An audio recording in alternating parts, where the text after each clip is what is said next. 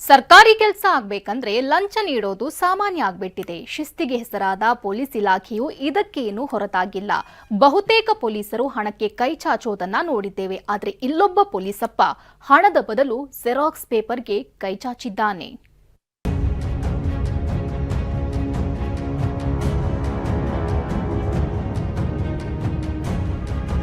Sir 3 ಹೇಳಿದ್ರಿ ಎರಡದೇಂದಿ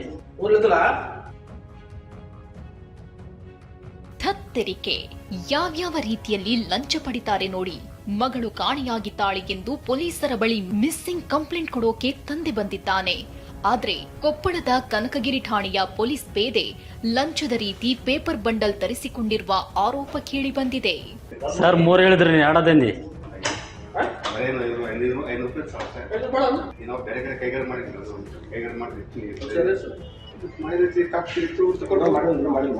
ಈಗ ತಂದು ಕೊಟ್ಟಲ್ಲ. ಕೊಪ್ಪಳದ ಪೊಲೀಸರಿಗೆ ಪೇಪರ್ ಬಂಡಲ್ಗೂ ಗತಿ ಇಲ್ವಾ? ದೂರು ಕೊಡಲು ಬಂದ್ರೆ ಪೇಪರ್ಗೆ ಬೇಡಿಕೆ ಇಟ್ಟ ಪೊಲೀಸಪ್ಪ. ಆಗಿತೇನಂದ್ರೆ 3 ತಿಂಗಳ ಹಿಂದೆ ಕೊಪ್ಪಳದ ಅರಳಹಳ್ಳಿ ನಿವಾಸಿಯೊಬ್ರು ಮಗಳು ಕಾಣೆಯಾಗಿದ್ದು ದೂರು ಕೊಡಲು ಪೊಲೀಸ್ ಠಾಣೆಗೆ ಹೋಗಿದ್ರು. ಈ ವೇಳೆ ರೈಟರ್ ಪರಶುರಾಮ್ ಪೇಪರ್ ಬಂಡಲ್ ತರುವಂತೆ ಬೇಡಿಕೆ ಇಟ್ಟಿದ್ದಾರೆ. ಪೇಪರ್ ತಂದ ಮೇಲೆಯೇ ಎಫ್ಐಆರ್ ಮಾಡೋದಾಗಿ ಹೇಳಿದ್ರಂತೆ. ಕೊನೆಗೆ ದೂರು ಕೊಡಲು ಹೋದ ವ್ಯಕ್ತಿ ಪೇಪರ್ ಬಂಡಲ್ ತಂದು ಕೊಟ್ಟಿದ್ದಾರೆ. ಸರ್ 3 ಹೇಳಿದ್ರಿ ಎರಡದೇಂದಿ ಈಗ ತಂದು ಕೊಟ್ಟಲ್ಲ. ಒಂದು ಹುಡುಗಿ ಮಿಸ್ ಆಗಿತ್ತು, ನಮ್ಮ ಸಂಬಂಧಿಕರ ಹುಡುಗಿ. ಆ ಹುಡುಗಿ ಮಿಸ್ಸಿಂಗ್ ಕೇಸ್ ಕೊಡ್ಬೇಕಾದ್ರೆ 2000 ಮುಂಚೆನೇ ನಮ್ಮವರು ಕೊಟ್ಟಿದ್ರು, ನಮ್ಮ ಬ್ರದರ್. ಆದ್ರೂ ಮತ್ತೆ ಪೇಪರ್ ಕೊಡಿಸಂತ ಬೇಡಿಕೆ ಇಟ್ಟರು. ಅದರಲ್ಲಿ ಒಪ್ಕೊಂಡಿದ್ದಾರೆ. 2000 ಕೊಟ್ಟರೆ ನಮಗೆ ಜೆರಾಕ್ಸ್ ಖರ್ಚಾಗಿದೆ ಅಂತಂದು ತಾವು ಒಪ್ಕೊಂಡಿದ್ದಾರೆ. ಮತ್ತೆ ನಾವು 2 ಬಾಕ್ಸ್ ಪೇಪರ್ ಕೊಡಿಸ್ಬೇಕಾಗಿತ್ತು. ಒಂದು FIR ಕಾಪಿ ನಮ್ಮ ಕೈಗೆ ಕೊಡಬೇಕಾದ್ರೆ.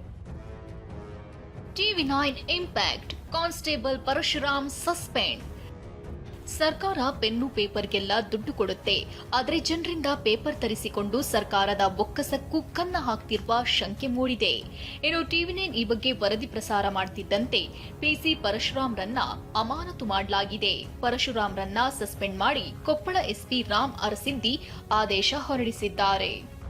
ಏನೇ ಹೇಳಿ, ಜನಸಾಮಾನ್ಯರಿಗೆ ನ್ಯಾಯ ಕೊಡಿಸಬೇಕಾದ ಪೊಲೀಸರೇ ಈ ರೀತಿಯೆಲ್ಲ ಜನರನ್ನ ಸುಲಿಗೆ ಮಾಡೋದು ನಿಜಕ್ಕೂ ವಿಪರ್ಯಾಸ. ಶಿವಕುಮಾರ್ ಪತ್ತಾರ್, TV9 ಕೊಪ್ಪಳ.